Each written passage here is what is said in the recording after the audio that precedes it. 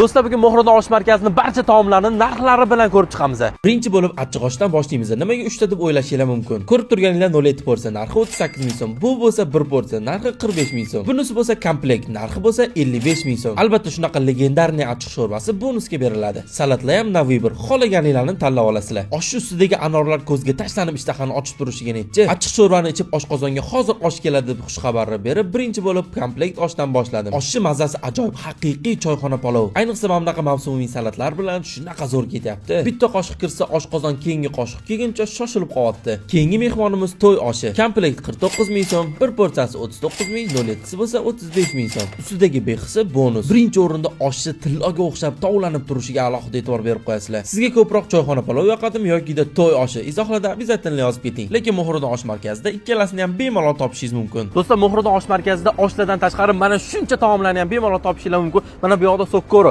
sumboro, taxta kabob, go'shtsak va lag'monlar. Mana bu 4 ta taomning narxi atiga 65 ming so'm, lag'monlarimiz bo'lsa 47 ming so'mdan. O'rtoqlar, ovqatlarning sifatiga o'zingizlar bitta baho berib qo'yasizlar. Go'shtchi sifatini ko'rib turibsizlar.